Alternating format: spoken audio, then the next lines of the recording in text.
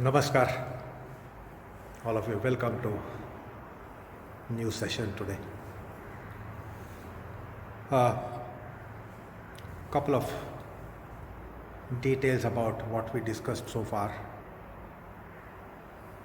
The major point is morality, ethicality, and yama niyamas. So, in order that you are much more clearer about it, let me add one more point here with regards to that. In morality, ethicality, if you bring the principles of ahimsa, satya, asteya, brahmacharya, parigraha, we might claim from our own idea and notion of himsa and ahimsa that we are in ahimsa. We don't go after himsa, we don't commit himsa.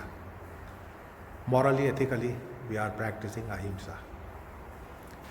Now, in morality, ethicality, these five principles are completely different. They are not related to each other. Because you can be in ahimsa, but you will say, I cannot be in brahmacharya. I practice morally, ethically ahimsa, but I don't practice satya. I don't practice necessarily asteya. Or I can practice satya. I am in satya, but not in ahimsa. So these are different means, morally, ethically, to be in ahimsa, to be in satya, to be in asteya, to be in brahmacharya. These are different resolutions we have to resolve to be in one of these principles or two of these principles. And then we have different practices. To be practicing ahimsa morally, ethically, it is one kind of practice. To be practicing satya, asteya, brahmacharya, aparigraha morally, ethically, there are different practices. One and the same practice will not help you develop the condition to be in moral, ethical principles of ahimsa, satya, asteya, brahmacharya, aparigraha. Each one requires different kind of resolve, determination, taking recourse to means. What are the means to take recourse to ahimsa morally, ethically? What are the means to take recourse to satya morally, ethically? So these are different means. These are different processes. And for each of the five yamas to be practicing morally, ethically, we'll have to reform in five different ways for each of these. So that's how it is the case of moral, ethical practices. But that is not the case of ethico-religious principle. If you are ethico-religiously in ahimsa, you won't be violating satya, you won't be violating asteya, you won't be violating brahmacharya or aparigraha. If you are in any one of those principles, you will not be violating the other four, which doesn't happen in case of moral, ethical principles. You might be in one principle violating the other principle. So when it comes to ethico-religious principle, understand this, it is an integral process. The resources for ahimsa, infrastructure for ahimsa, the practice for ahimsa, any endeavor for ahimsa will equip one to go for other four as well. We don't have to have separate practices. Ethico-religiously for ahimsa, then another for satya, yet another for asteya, yet another for brahmacharya, and yet another for aparigraha. One and the same practice. It is one and the same material of the consciousness and psyche, which will have five dimensions.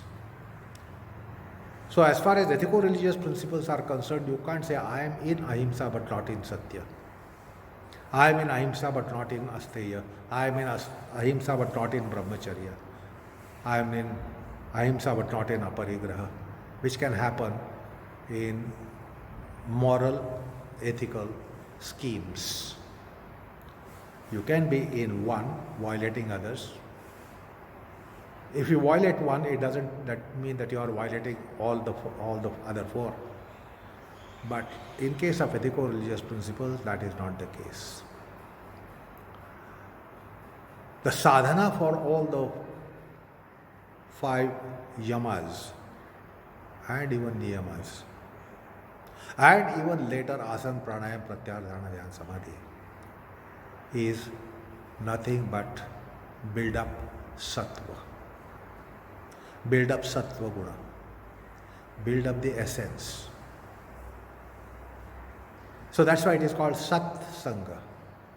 Sat Sangha is Sattva Sangha. Sat Sangha is Santa Sangha.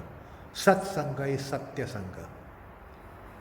So Sat Sangha, the concept has to be understood first as it comes in Adhyatma. So, and also Sadhana Sangha. Whatever is the sadhana for one yama, it is good enough for other 4 yamas. You don't have to have separate practices. That is Sat Sangha, Sadhana Sangha, Shastra Sangha, Satvik Ahar, Vihar, Achar, Vichar. The practices are one and the same. And even for quintessential asanas, it is the same practice, same material. If that material is there, you will be able to practice asanas quintessentially. Pranayam similarly. Pratyahara, dhyana, dhyana, samadhi similarly.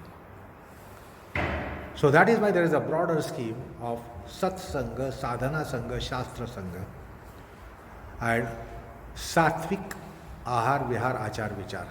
So we must develop our understanding with regards to these. What are really these?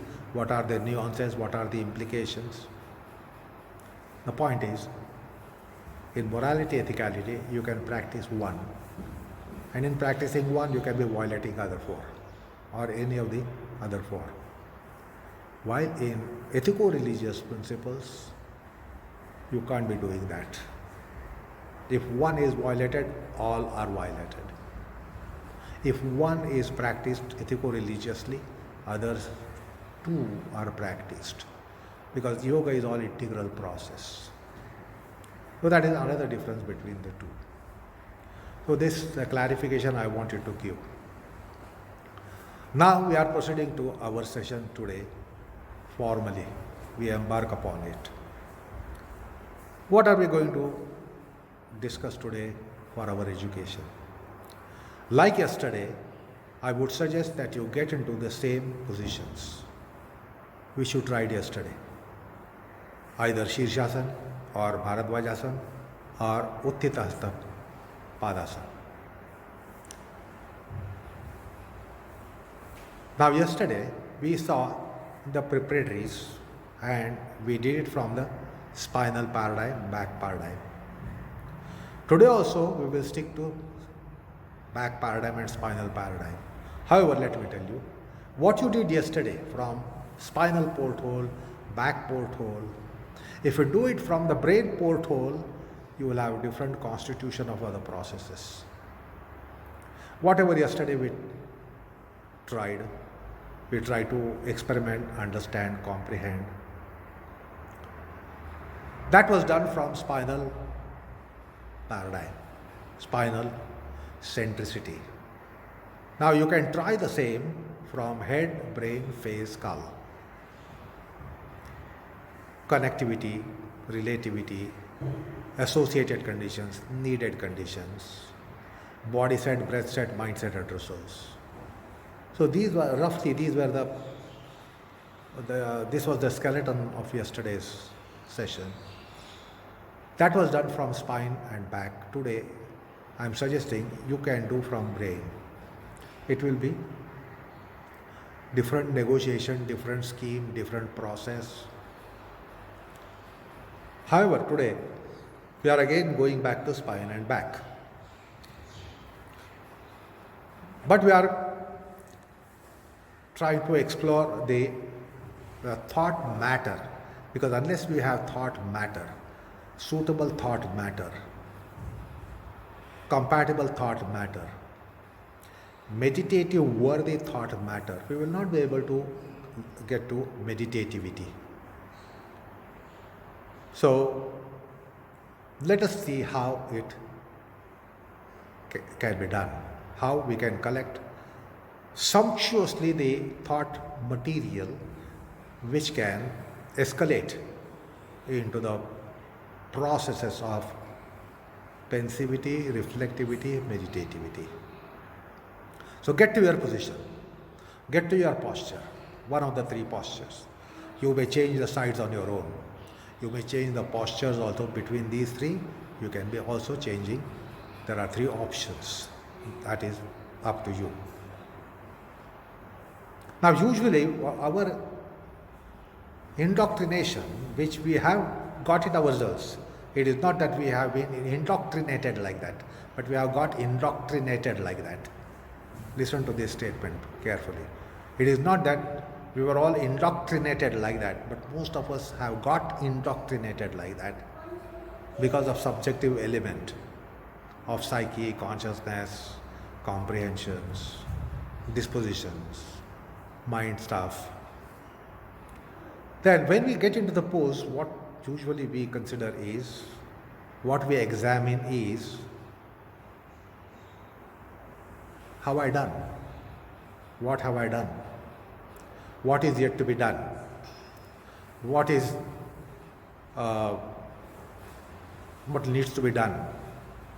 So we just consider, we think asanas are doing, and therefore we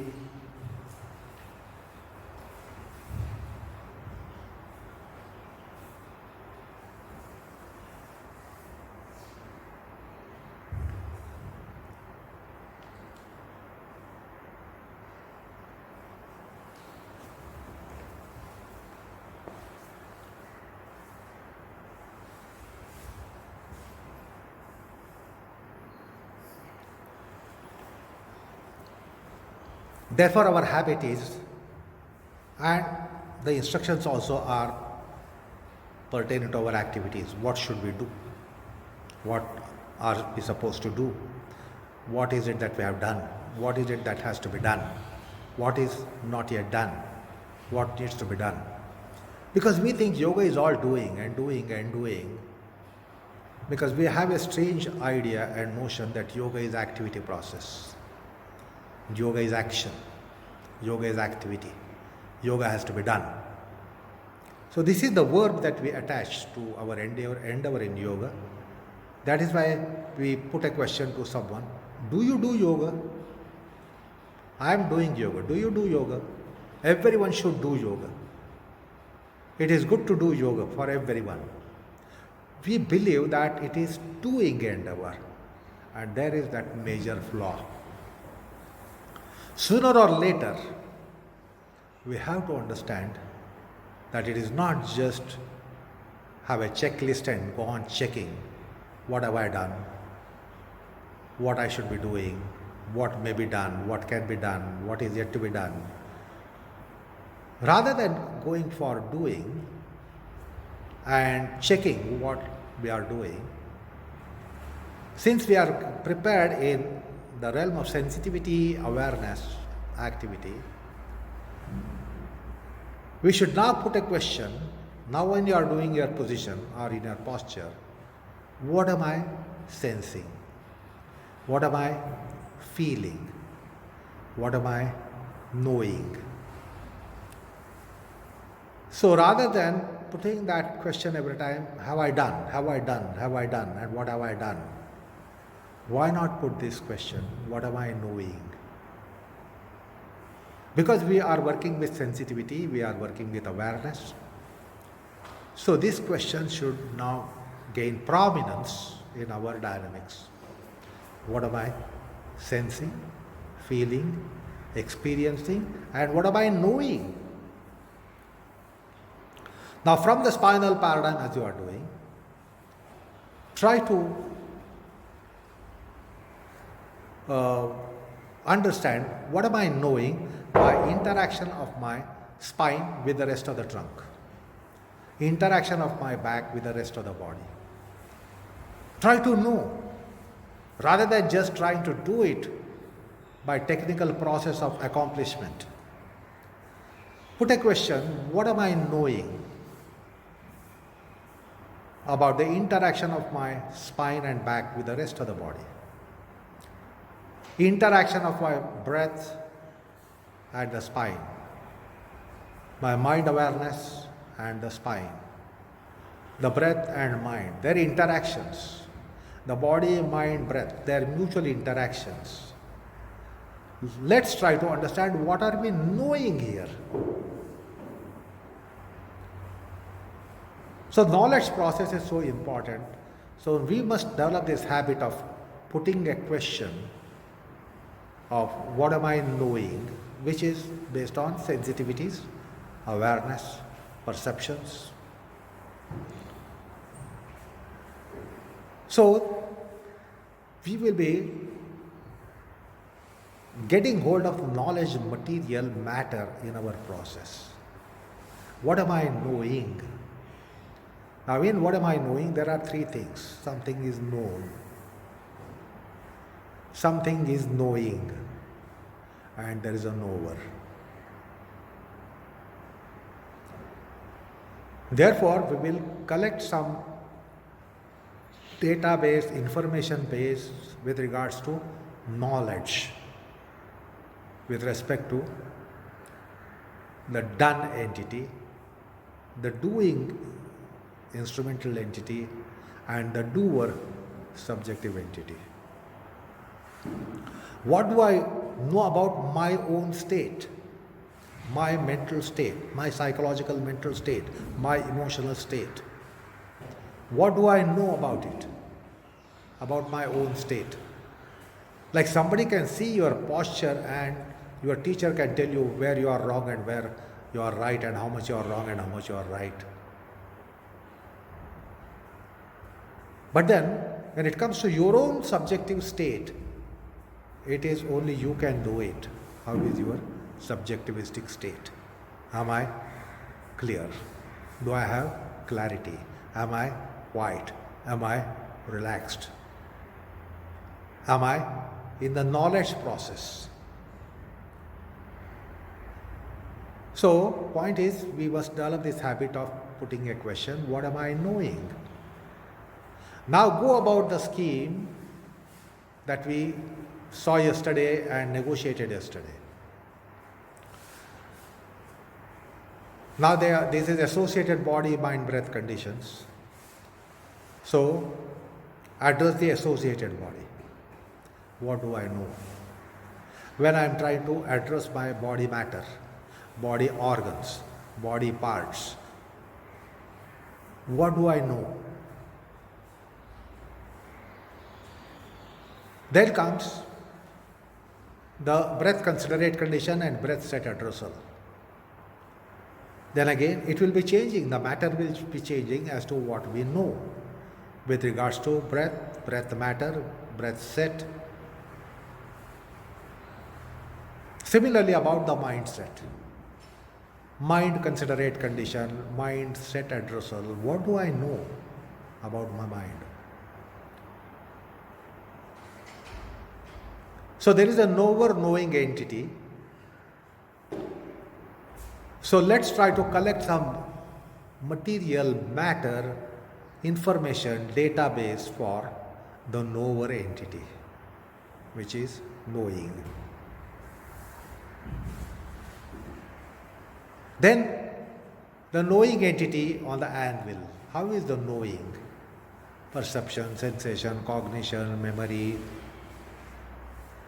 So this will give room for thought process. It will be unique thought process.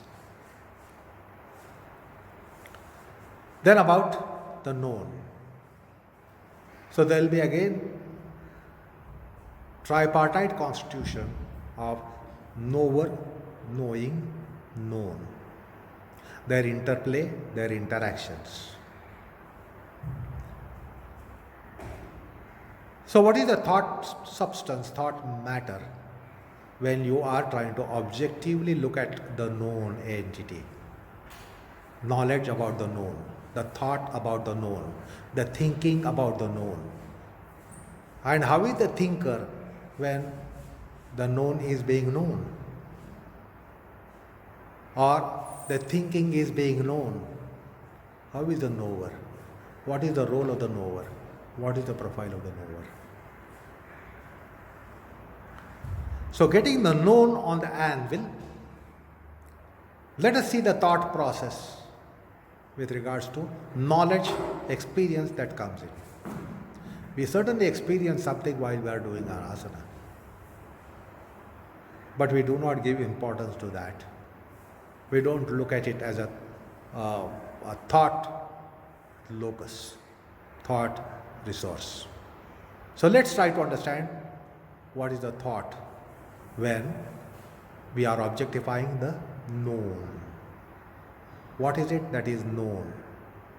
Object of knowledge. What is the object of knowledge?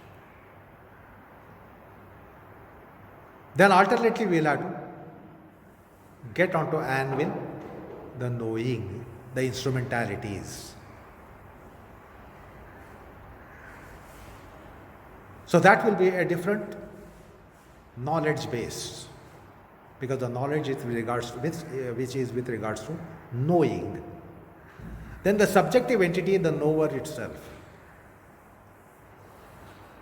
So in mysticism of yoga and adhyatma, there comes a condition or there comes a proposition, know the knower. Now, we are not familiar with this. Knower knows, but we do not try to go for a process where the knower itself is known. So, knower will become object of knowledge. Knowing will become object of knowledge. Known will become object of knowledge. And these three will churn out different thought materials. And the thought process will evolve. So as I said during that delineation on meditation, that thinker, thinking, thought. You will identify here a thinker. When there is a knowledge process, you think. Again, let me tell you now here, as I am talking to you, you are not just listeners. You just can't be listening to this. You will be having a thought process from what I am saying. So you are also thinkers now. Identify this. This goes unidentified. You think you are listeners. But it is such a matter that I am talking about that you will invariably will be in a thinking process. You are also a thinker. As I am a thinker as to what should I be saying now? What should I speak now? What should I say now? So I am thinking for every statement that is coming out of me, I am thinking, what should I say? How should I say? So I am thinking while I am speaking. I cannot be not thinking while I am speaking. Similarly, you are getting such a matter that you are thinking invariably while you are listening, while you are hearing, while you are following, while you are comprehending, while you are understanding. So, your thinker is active. The thinking is active. So, there is a thought, there is a thinker, there is thinking even in you now. Now, find out in your position that you are doing, Bharadvajasana, Shirshasana or Utthitastha, from the spinal perspective. Watch the thought process. How it changes between body set addressal, breath set addressal, mind set addressal. How the thought matter changes, thought content changes, thinking process changes, thinker's profile will change. So start developing literacy for this. This is an important component of yogasana, knowledge process. Then, as I said yesterday, there is also the proposition of you doing that your activity of the body, activity of the breath, activity of the mind, doing, then you are also trying to stay. That is an implication of asana, that you must stay in asana. While usually you are taught to do an asana, you are never taught to stay in asanas. And we think the technique to do is the technique to stay. That is not proper, that is not sound logic. The technique to stay has to be different than technique to do. So you will be doing, you will be in the phase of doing, you will be in the phase of staying, you will be in the phase of maintaining, you will be in the phase of penetrating, you will be also considering the intensity of your activity, because you want to be doing your asana intensively. Penetration, intensivity, then you will be going for getting settled condition. So you will be going through all these various phases which come in the one channel of asanic rendition, which is doing, staying, maintaining, efficacy, intensity, access, freedom, getting settled. Everywhere the thought content will change for every phase of it. Highlight every phase.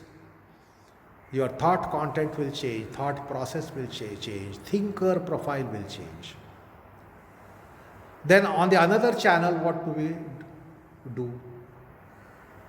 While you are doing, you are learning.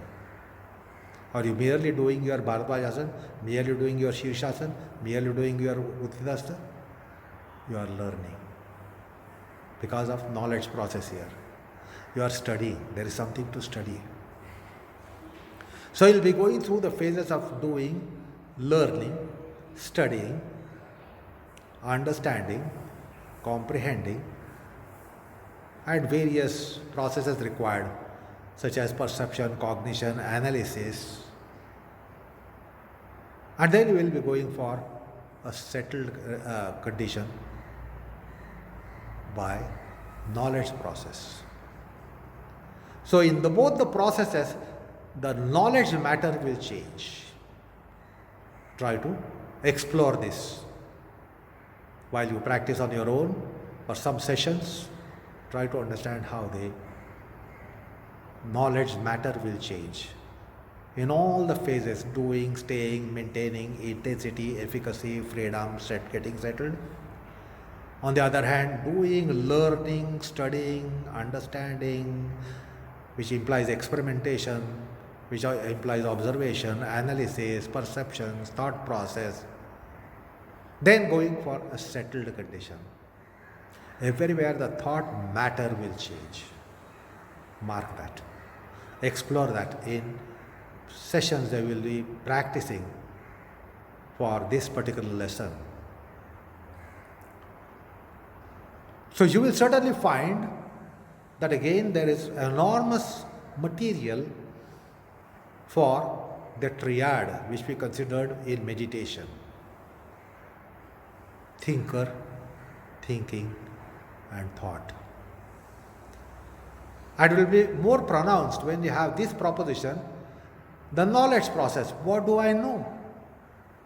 How do I know? Who is the knower?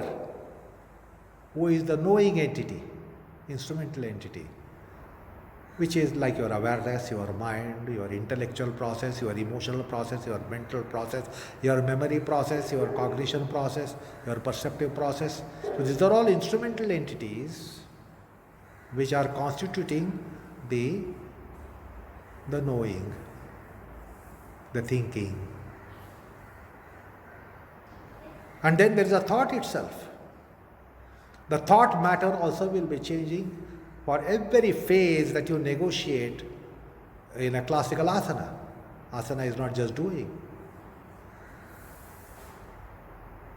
Now this is our faulty indoctrination. We have got faultily indoctrinated by our own subjective influences. Not that our teachers have given that indoctrination. It is our dabbling, our interference, whereby we get indoctrinated by ourselves. That's why we think it is just all doing and doing and doing. We don't understand the various phases of asanas, which I have been repeatedly telling you.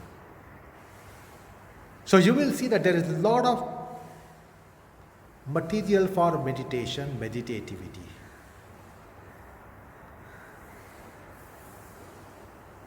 Particularly when you are in knowledge process, rather than in a doing process. Yesterday we were in doing process. Today I suggested knowing knowledge process. This will churn out a lot of material for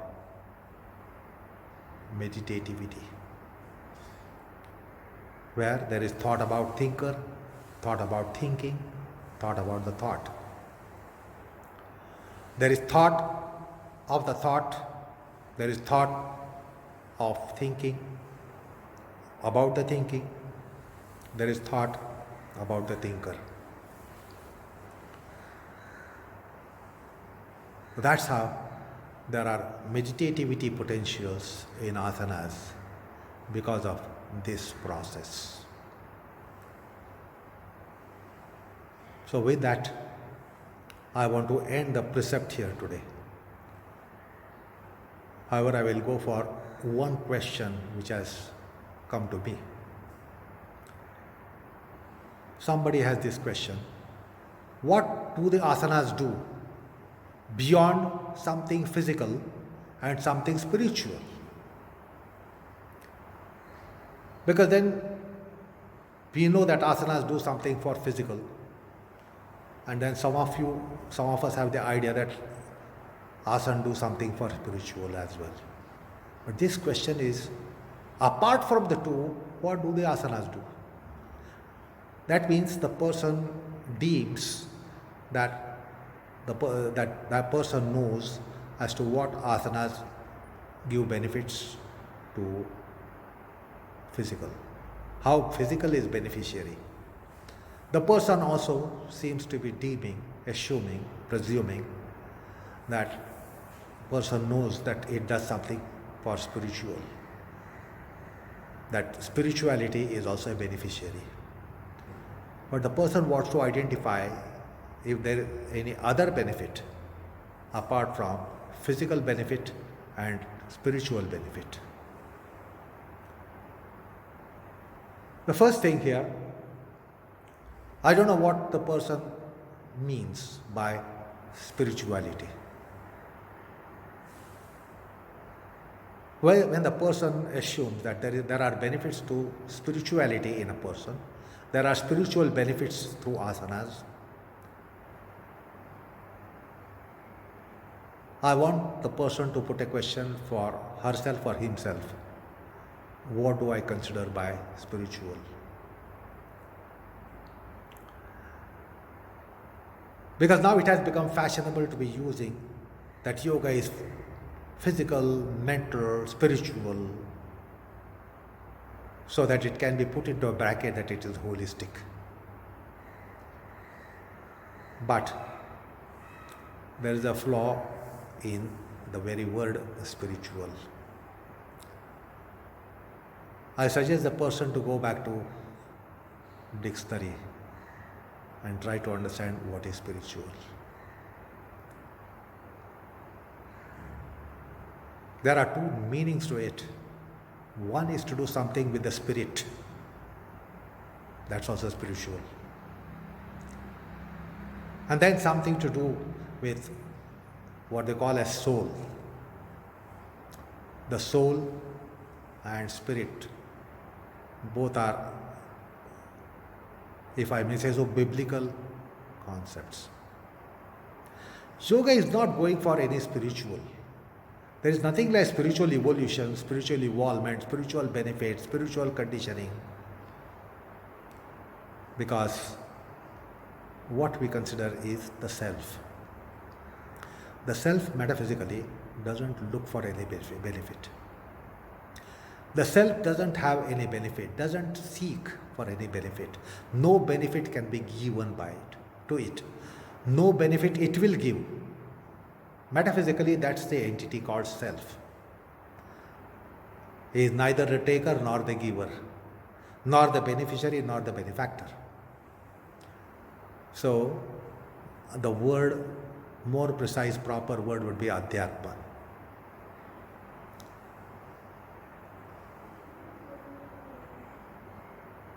Now, if the person thinks that yoga gives benefit to, spiritual benefit, if the person thinks that it is spiritual samam bonam, if spiritual benefit means spiritual samam bonam, the ultimate good, ultimate target, ultimate attainable, that is called human spiritual samam bonam. If that is what is the notion in the mind of the questioner, there are so many things between physical, material to so-called spiritual. Yoga gives benefit at every stage. Yoga has lot to offer to you and me, even if you are very mundane people, worldly people, materialistic people, perhaps even profane. There is a lot for yoga to offer to us. Then the last rung in evolution will be spiritual samam bonam. So that is the pinnacle point. So one is a base camp, what yoga gives to us for those who are in the base camp of it. Materialistic people, worldly people, engulfed by worldliness, entangled in worldliness. So these are all our conditions. We are caught in mundanity, business of life, practicality of life, materiality of the life. So the person believes that there are benefits of yoga on this lowest rung. But yoga comes handy to every rung, from the base camp to pinnacle point, which is spiritual samam bonam. We will be going through several stages and steps. Yoga has a lot of endowments for every stage in our evolvement. Patanjali himself has 3 classifications: a neophyte, a mediocre, and a proficient. He mentioned the yoga for 3. Raw beginners, neophytes, middle hierarchy practitioners, and supreme hierarchy practitioners. Yoga has a lot to offer in our process. At our level, yoga has a lot to offer to sagely, sagacious people, noble people. They also adore yoga.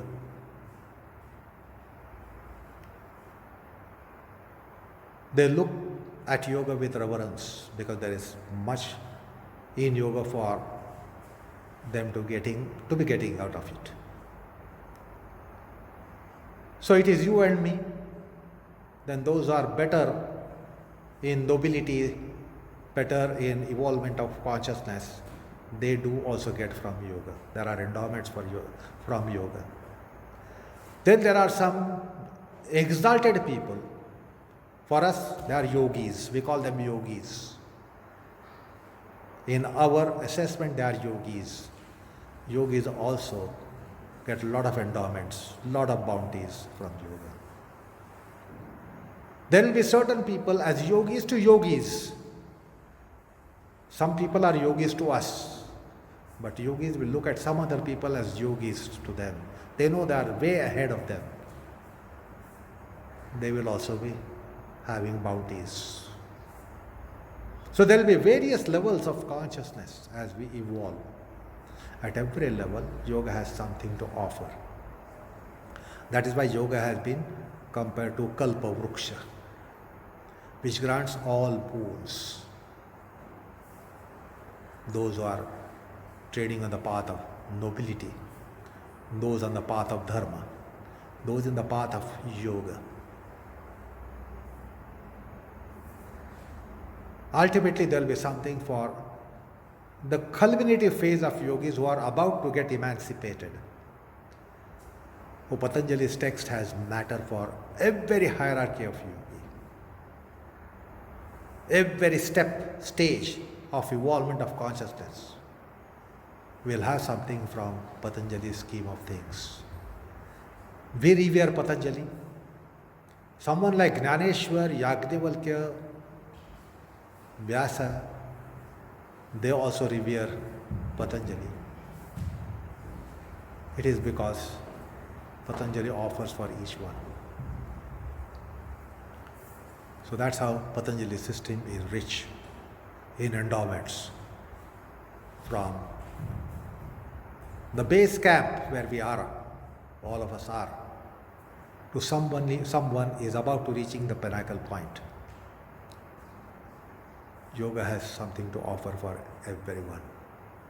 Anyway, the spirituality concept needs to be reconsidered.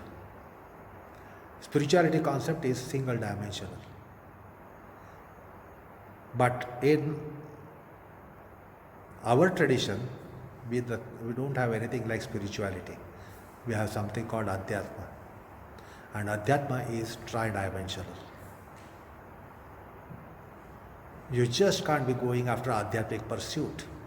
You have to set right your Adi Bhautik pursuit, Adi Daivik pursuit, Adhyatmic pursuit.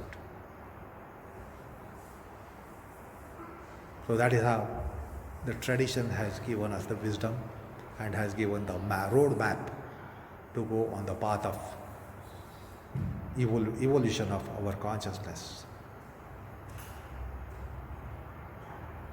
and head towards Apavarga, which is the supreme good, highest good. So using the terms such as spirituality should be done away with. That doesn't go with the tradition, that also doesn't stand to reason. Anyway, hope I have satisfied the questioner. Thank you very much. Enough for the day. Namaskar.